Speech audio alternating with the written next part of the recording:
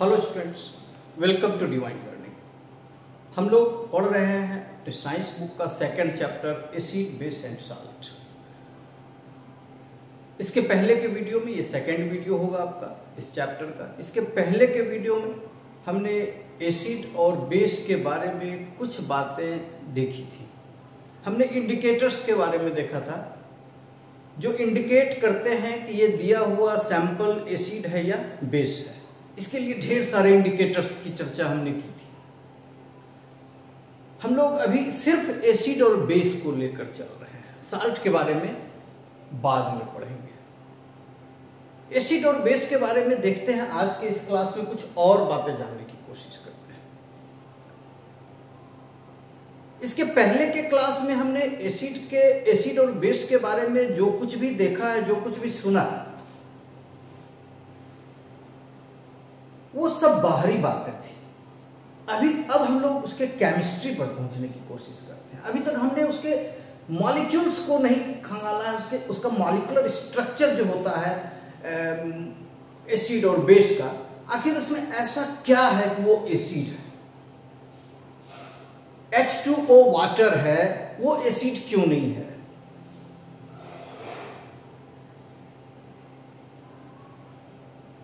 तो वो HCl ही acid क्यों है? NaOH ही बेस क्यों है? सोडियम हाइड्रोक्साइड ही बेस क्यों है? आखिर इसके अंदर ऐसी क्या खासियत है, ऐसी क्या स्पेशलिटी है कि हम इसे किसी को एसिड कहते हैं, किसी को बेस कहते हैं। अभी तक जो हमने पढ़ा वो तो उसका नेचर है, जो दिखता है हमें, उसे देखकर हम पहचान लेते हैं कि ये एसिड है। लेकिन वो ऐसा रिस्पॉन्स क्यों देता है, ऐसा बिहेवियर उसका क्यों, उसे देखने की कोशिश करेंगे आज हम लोग इस क्लास में। तो देखते हैं, स्टार्ट करते हैं। हम लोग सबसे पहले क्या करते हैं कि एसिड का कुछ एग्जाम्पल लेते हैं, बहुत ही कॉमन एग्जाम्पल। पिछले क्लास में भी हमने कुछ एसिड का एग्जाम्पल लिया था, जैसे मे बी कि आपको दिख नहीं रहा हो इतना ऊपर, थोड़ा नीचे आ जाते हैं।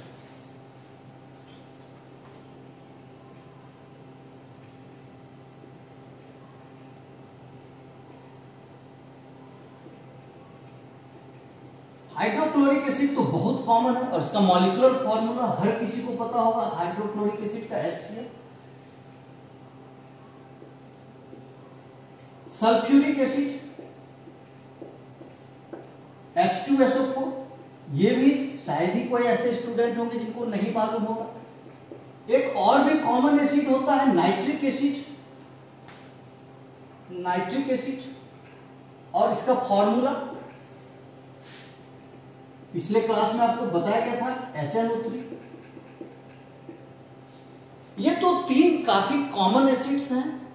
लास्ट क्लास में आपको यह भी बताया गया था कि एसिड्स इनऑर्गेनिक भी हो सकते हैं और ऑर्गेनिक भी हो सकते हैं। ऑर्गेनिक एसिड्स कार्बन कंपाउंड से बने हुए एसिड्स, और इनऑर्गेनिक एसिड्स जिसमें कार्बन आपको कहीं दिखाई नहीं दे रहा।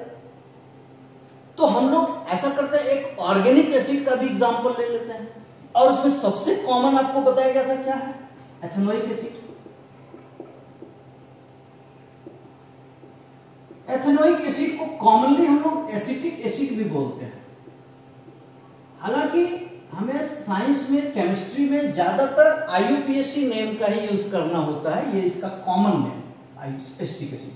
ज्यादा करेक्ट एथेनोइक एसिड है, जिसके बारे में कि हमें डिटेल में पढ़ना है क्लास 10 के चैप्टर नंबर 4 में, कार्बन एंड कंपाउंड्स में। काफी इंपॉर्टेंट कंपाउंड है ये आपके लिए, एथेनोइक एसिड। और इसका formula C2H5COOH।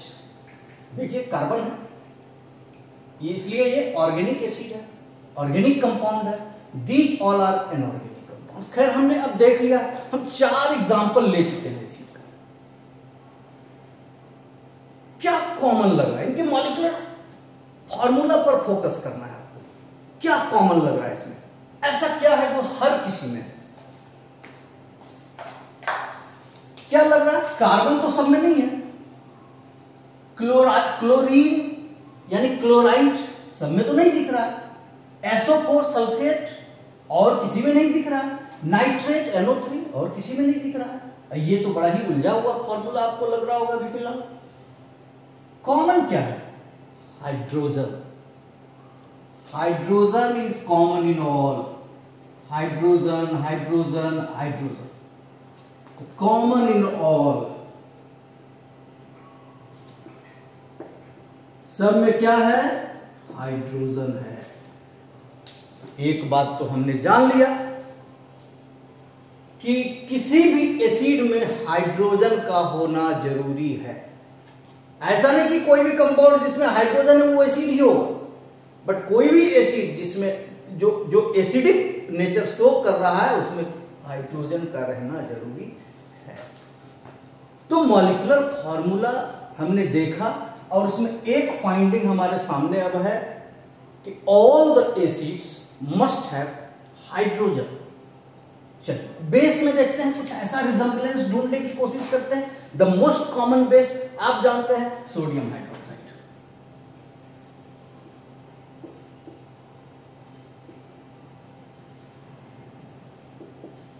Sodium hydroxide formula NaOH।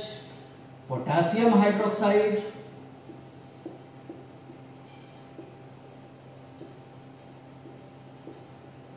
Formula KOH। दोनों की वैलेंसी, सोडियम की भी एक, OH की भी एक, इसलिए फॉर्मूला हुआ NaOH KOH। कैल्शियम हाइड्रोक्साइड के बारे में आपने फर्स्ट चैप्टर में पढ़ा है। स्लैक लाइन, जब बाजार में मिलने वाले चूना को में हम पानी मिला देते हैं तो वो स्लैक लाइन हो जाता है calcium hydroxide. CaOH whole twice because the valency of calcium is 2 and that of OH is 1. CaOH। एक और एग्जांपल लेते हैं, क्योंकि इधर भी हमने 4 लिया है, इधर भी पूरा करते हैं। अमोनियम हाइड्रोक्साइड का ले लेते हैं। Ammonium hydroxide NH4OH। Valency of NH4 आपने याद किया होगा, क्लास 9 में हमने याद करवाया था। NH4 1 एंड OH 1, दोनों की वैलेंसी 1। चलिए ठीक, यहां पर हमने 4 बेस लिया। क्या कॉमन लग रहा है आपको? सोडियम तो सब में नहीं है, पोटेशियम तो सब में नहीं है, कैल्शियम तो सब में नहीं है, अमोनियम भी सब में नहीं है, but what is common in all? That is OH, hydroxide. Hydroxide is common in all.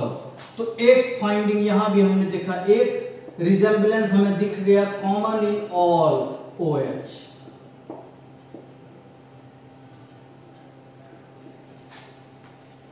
चलिए आज की पढ़ाई में हमने एक एक कॉमन ढूंढा, एक एक कॉमन चीज ढूंढा, एसिड में भी और बेस में भी। ये एसिड हुआ और ये base.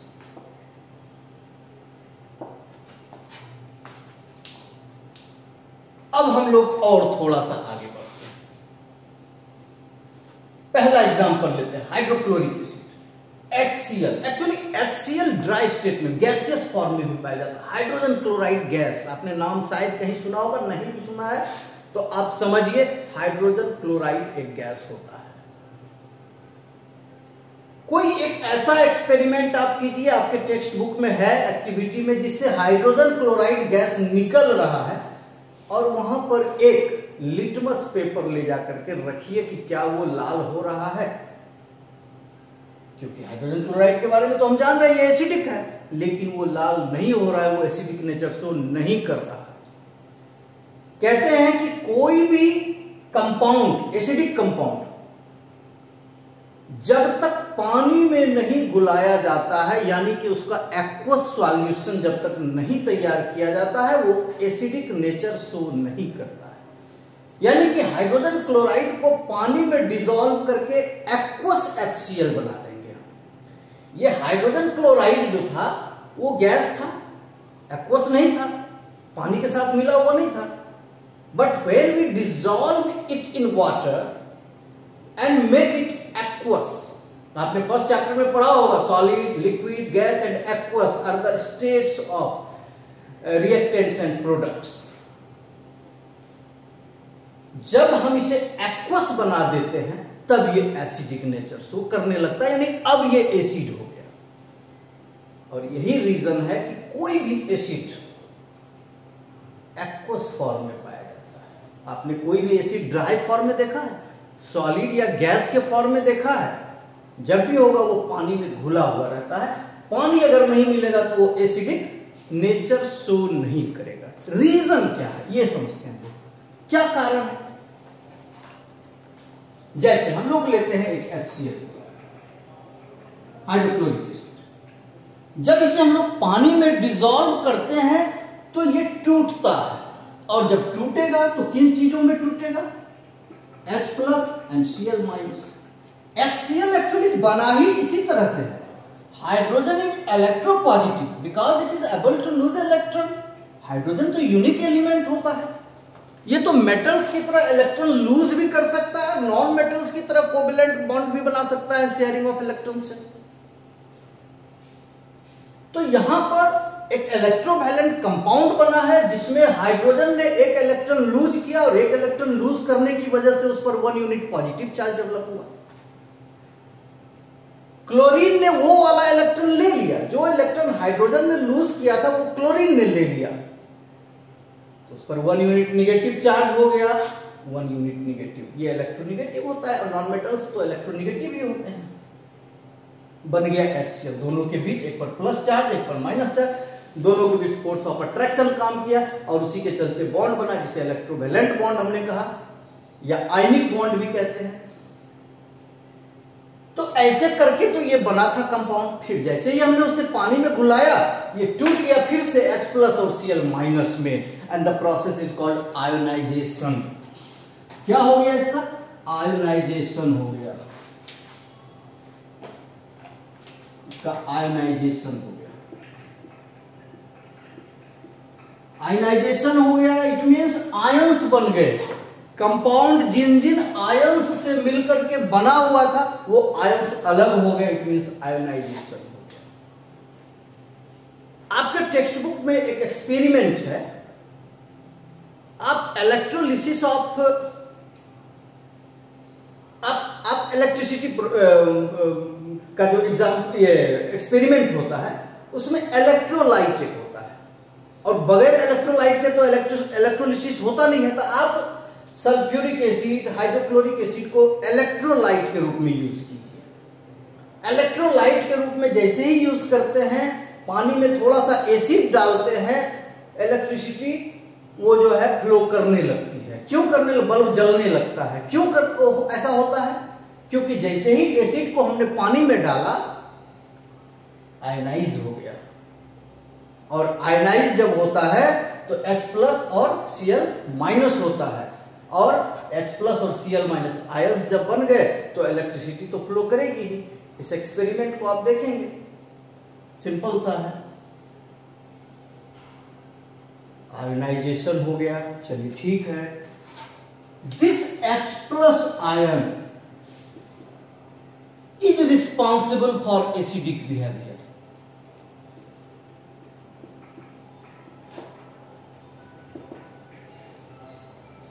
Acidic nature, acidic nature के लिए यही H प्लस रिस्पॉन्सिबल होता है।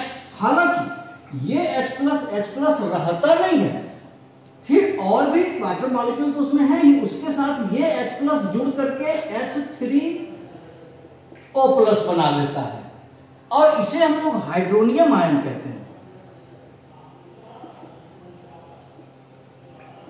हम लोग बोलचाल की भाषा में H प्लस आयन बोल देते हैं, बट ये होता क्या है? हाइड्रोनियम आयन होता है।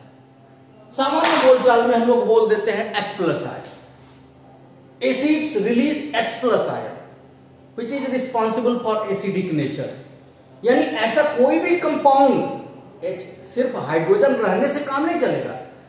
ऐसा कोई भी कंपाउंड जब उसे हम लोग पानी में डिसॉल्व करेंगे तो वो हाइड्रोजन आयन रिलीज करे तब वो एसिड कहलाएगा, वो एसिडिक नेचर शो करेगा। हाइड्रोजन आयन भी बोल सकते हैं, कॉमनली चलता है, बट ज्यादा करेक्ट होगा हाइड्रोनियम आयन। क्योंकि ये H+ के फॉर्म में रहता नहीं है, तुरंत ये पानी के साथ रिएक्शन करके हाइड्रोनियम आयन बना लेता है। This is responsible for acidic nature. वही काम बेस का करते हैं। कोई भी एक बेस हमने ले लिया NaOH, इसे पानी में जैसे ही हमने घुलाया, इसे हम लोग पानी में जैसे ही घुलाया, Na+ और OH-, आपको याद होगा दोनों की वैलेंसी, इसकी 1+, ये पॉजिटिव रेडिकल है, ये निगेटिव रेडिकल है। Actually sodium is electropositive, it can lose electron, it loses electron 1 electron and have 1 unit positive charge, and OH की वैलेंसी निगेटिव में 1 होता है, वही इलेक्ट्रॉन ये ले लिया तो इसके पास 1 यूनिट निगेटिव चार्ज हो गया।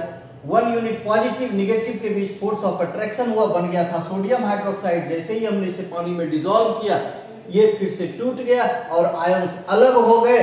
इसे क्या कहेंगे? आयोनाइजेशन। इसे आयोनाइजेशन कहते हैं, और बन गया दोनों आयन।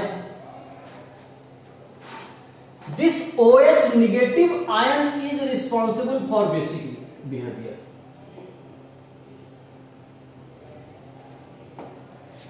बेसिक बिहेवियर के लिए ही OH नेगेटिव रिस्पॉन्सिबल होता है। तो ऐसा कोई भी कंपाउंड जिसे पानी में जब हम डिसॉल्व करते हैं, उसका एक्वस सॉल्यूशन बनाते हैं, तो वो आयनाइज हो जाता है और उससे OH- आयन रिलीज होता है। तो समझिए वो बेस है और वो बेसिक बिहेवियर शो करता है। तो एसिड और बेस के बारे में हमें अब तक में 2 जानकारी मिली। पहला क्या? इट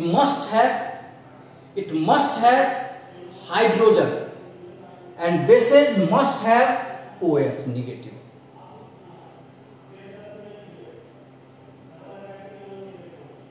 पहली बात। और दूसरी बात, acids and bases don't show their behavior, their nature in dry state. They show their behavior only in their aqueous solution, because ionization takes place only in water, in aqueous solution, and after ionization H+ and OH- are released. These ions are released which are responsible for acidic or basic behavior. तो 2 चीज, पहला acid है तो H+ होगा, और दूसरा ये aqueous form में ही अपना नेचर शो करेगा।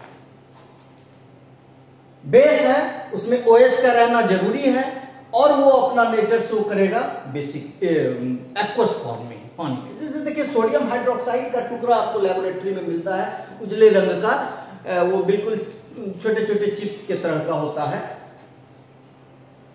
जैसे गिट्टी होता है ना, उसी का एकदम छोटा फॉर्म। और उसमें खूब आप लिटमस पेपर को रगड़ के देखिए, कहीं कोई नेचर शो नहीं करेगा बेस का। लेकिन जैसे ही उसमें थोड़ा सा पानी डालिए, उसे घोल दीजिए, अब वो बेस हो गया, अब वो बेस हो गया, अब वो बेसिक नेचर शो करेगा। आप लिटमस टेस्ट कर सकते हैं। 2 बातें आपको नोट कर लेनी है। H एसिड है तो, बेस है तो OH, H+ OH-। H को एक्चुअली H3O+ लिखा है, हाइड्रोनियम आयन। और दूसरा, they act only in aqueous form. अब एक बात सोचने की है, एक बात आपको सोचना है।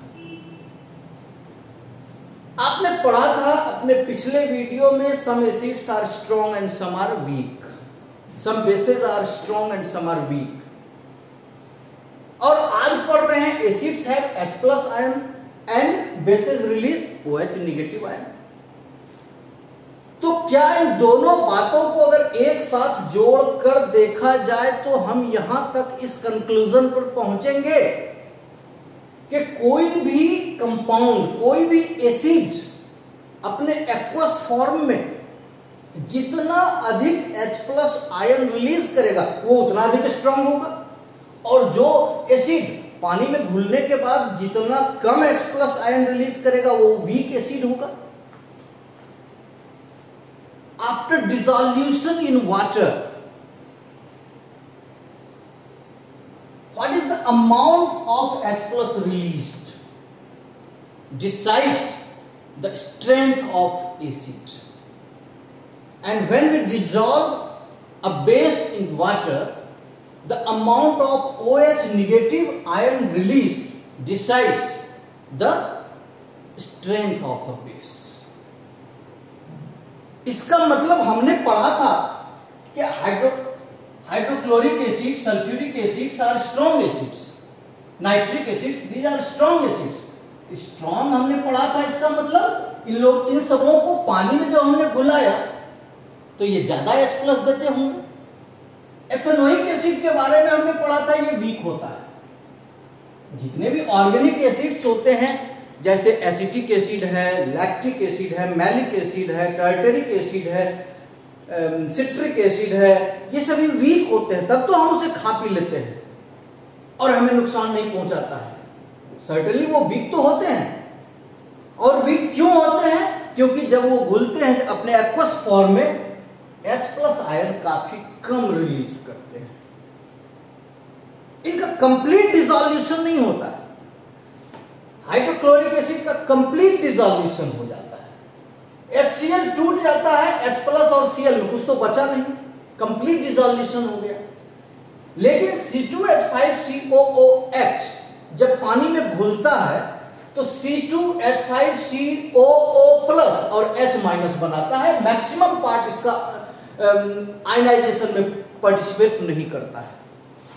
आयनाइजेशन में पार्टिसिपेट नहीं किया मैक्सिमम पार्ट, तो ऑब्वियसली H+ का अमाउंट तो घट जाएगा। लेकिन एक बात का ख्याल रखना है, हम जब कंपेयर करेंगे हाइड्रोक्लोरिक एसिड और एसिटिक एसिड के स्ट्रेंथ में, तो अमाउंट ऑफ वाटर सेम लेना है। ऐसा नहीं इसको जो है 50 ml पानी में घुला दिए और इसको 500 ml पानी में घुला दिए और उसके बाद हम स्ट्रेंथ चेक करना शुरू किए, ये तो बेईमानी होगी। सेम अमाउंट ऑफ वाटर लेंगे, सेम वॉल्यूम ऑफ वाटर लेंगे और दोनों का सेम अमाउंट डिसॉल्व करके चेक करेंगे स्ट्रेंथ। वहां देखेंगे कि इसका स्ट्रेंथ बहुत ज्यादा है, इसका कम है, क्योंकि ये ज्यादा H+ रिलीज कर रहा है और ये कम कर रहा है। यही बात बेस के साथ भी होता है। बेस के साथ क्या होता है? कुछ स्ट्रॉन्ग होते हैं, कुछ ऐसे बेसेस होते हैं जिन्हें जब हम पानी में घुलाते हैं तो कंप्लीटली घुल जाते हैं, वे कंप्लीटली सॉल्युबल होते हैं वाटर में, और हम लोग वैसे बेसेस को अल्कली कहते हैं। आपको याद होगा, वाटर सॉल्युबल बेसेस जो कंप्लीटली सॉल्युबल हो, पूरी तरह से घुल जाएं, वो सॉल्युबल होते हैं और उन्हें हम लोग अल्कली भी कहते हैं। अल्कली इनका कंप्लीट डिसोसिएशन हो गया, Na+ एंड OH-। तो ऑब्वियसली अधिक से अधिक अमाउंट में OH नेगेटिव रिलीज होगा। लेकिन दूसरी तरफ अगर हम अमोनियम हाइड्रोक्साइड का एग्जांपल लें, जिसको कि हम लोग कहते हैं वीक बेस है, ये सब तो स्ट्रॉन्ग है, ये वीक है। वीक क्यों है? इसका डिसोल्यूशन जरा सा देखते हैं हम लोग। NH4OH ये जब डिसॉल्व करता है तो NH4+ एंड OH-। अगर इतना बनता है तो कोई बात नहीं है, लेकिन और भी प्रोडक्ट्स बनते हैं। एक्चुअली NH3 और H2O भी बनता है, यानी कि NH4OH जब डिसॉल्व करता है तो दो तरह से रिएक्शन हो जाता है, दो तरह से पहला तो ये NH3 और H2O में डिसॉल्व हुआ, और फिर फर्दर ये NH4 प्लस और OH-, ये रिवर्सिबल रिएक्शंस होते हैं। ये साइन जो देख रहे हैं ना, ये रिवर्सिबल रिएक्शन का होता है। ये दोनों अपने जरूरत के हिसाब से, कंडीशन के हिसाब से एक्सचेंज होते रहते हैं। ये दोनों रिएक्शन होता रहता है उस बर्तन में। तो स्वाभाविक रूप से सोचने की बात है, तो इसका अमाउंट तो घट ही जाएगा, जितना होना चाहिए वो नहीं होगा, तो ये तो वीक बेस होगा, ये वीक बेस होगा। तो इस प्रकार से हमने देखा है कि कुछ एसिड्स स्ट्रॉन्ग होते हैं जो ज्यादा H+ रिलीज करते हैं, और जो कम H+ रिलीज करते हैं वो वीक होते हैं। और कुछ बेस स्ट्रॉन्ग होते हैं जो ज्यादा OH रिलीज करते हैं, और जो कम करते हैं वो वीक होते हैं। और ऐसा क्यों होता है? ऐसा होता है कंप्लीट और इनकम्प्लीट डिसॉल्यूशन से। जो पूरी तरह से घुल जाते हैं, पूरी तरह से डिसॉल्व हो जाते हैं, कंप्लीटली टूट जाते हैं, वो ज्यादा H+ रिलीज करते हैं, और जो कंप्लीटली नहीं टूटते हैं वो कम H+ रिलीज करते हैं। एक और फैक्टर, ठीक है, कोई स्ट्रॉन्ग एसिड है, हम अगर उसमें और पानी मिला दें, हमने 100 ml में some amount of some volume of acid डाला, और वो एसिड जो है उसका कुछ स्ट्रेंथ होगा। अब उसमें हमने 100 ml को 200 ml कर दिया, पानी मिला दिया उसमें, तो क्या लग रहा है कि आपको स्ट्रेंथ सेम रह जाएगा? क्योंकि हमने HCl तो और अधिक मिलाया नहीं, अमाउंट ऑफ H+ तो बढ़ा नहीं, पानी की मात्रा बढ़ गई। वो पूरा एसिडिक मीडियम जो है उसका वॉल्यूम तो बढ़ गया, लेकिन H+ तो उतना का उतना ही है, क्योंकि हमने एक्स्ट्रा HCl भी तो नहीं उसमें डाल दिया है। एसिड तो इससे क्या हुआ, वो एसिड वीक हो गया थोड़ा, और इसमें हम 200 ml पानी डाल दिए, तो वॉल्यूम टोटल हो गया कितना, और उसमें एसिड की मात्रा फिक्स्ड है, क्योंकि HCl हम अलग से तो डाल नहीं रहे, H+ तो उतना ही है। इसलिए जब हम स्ट्रेंथ की बात करते हैं, स्ट्रेंथ ऑफ एसिड की बात करते हैं, तो हम ये बताते हैं कि वो कितना वॉल्यूम ऑफ वाटर है। जब कंपेयर करेंगे तो वॉल्यूम को कांस्टेंट रखेंगे दोनों का, तब देखेंगे कि दोनों में कैसा कंपैरिजन है। और बेस के साथ भी यही बात होता है। ठीक है, बहुत स्ट्रॉन्ग है NaOH, पानी मिला देंगे तब क्या होगा, कमजोर तो हो जाएगा, उसका स्ट्रेंथ तो कमेगा। इस प्रोसेस को कहते हैं dilution. Dilution of acid and dilution of base. Dilution मतलब ही हो गया पानी मिलाकर उसे पतला कर देना। कहते हैं ना कि दूध में पानी ज्यादा मिला दिया है, ज्यादा से ज्यादा डाइल्यूट कर दिया गया है उसे। एसिड और बेस के डाइल्यूशन का एक तरीका है, ये जानना आपके लिए काफी जरूरी है। जब डाइल्यूशन की बात आई है तो इसे जानना बेहद जरूरी है। जैसे अगर किसी कंटेनर में, सपोज ये कंटेनर है,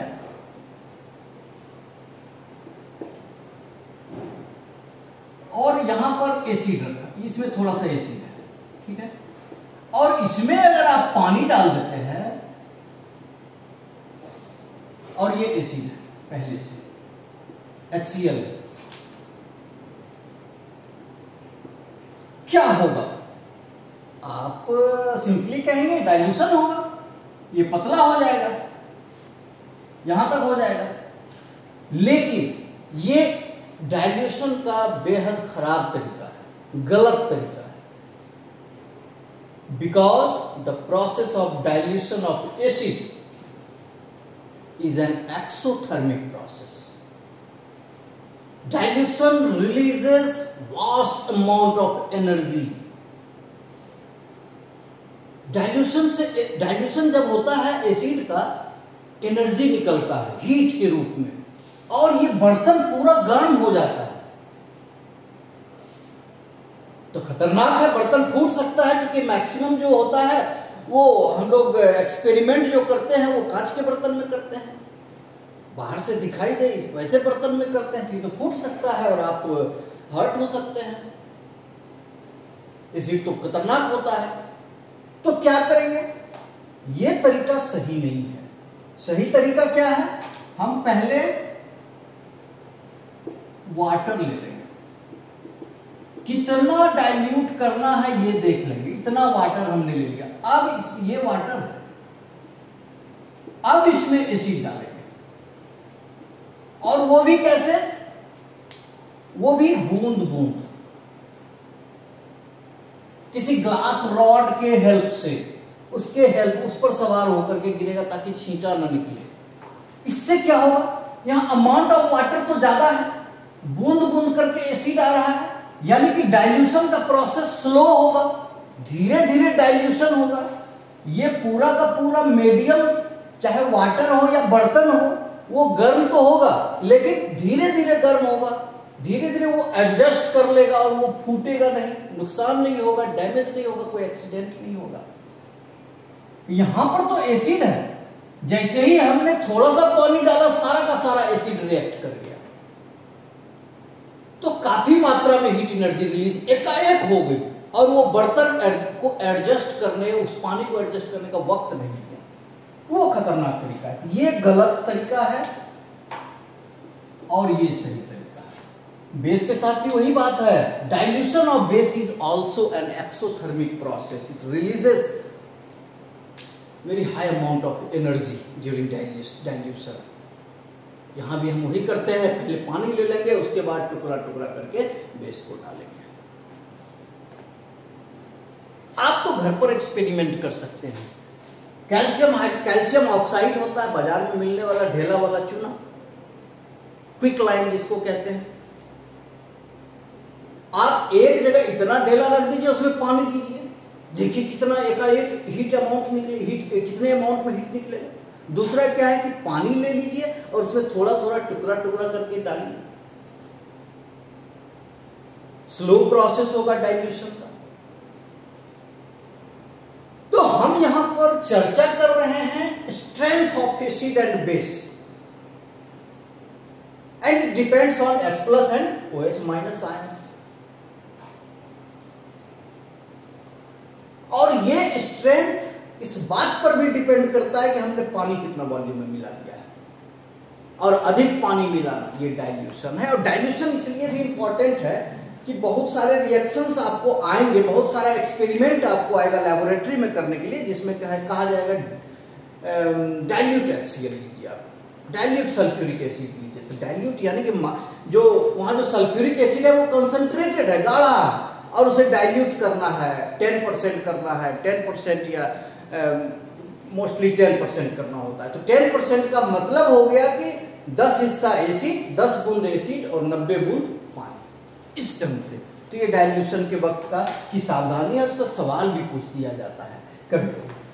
तो इस प्रकार से आज के इस क्लास में हम लोगों ने देखा एसिड और बेस के मॉलिक्यूलर स्ट्रक्चर के बारे में, उसके मॉलिक्यूलर नेचर के बारे में, और उनके स्ट्रेंथ के बारे में भी। स्ट्रेंथ पर थोड़ी चर्चा और भी करेंगे हम लोग अपने नेक्स्ट क्लास में, और कुछ जानने की कोशिश करेंगे अभी एसिड बेस के बारे में, और भी कुछ 1-2 वीडियो और भी होगा एसिड बेस का, और उसके बाद हम लोग साथ पढ़ जाएंगे। फिलहाल इतना आप नोट करेंगे, इसे आप पढ़ेंगे और अगले पार्ट के लिए रेडी रहेंगे। Thank you.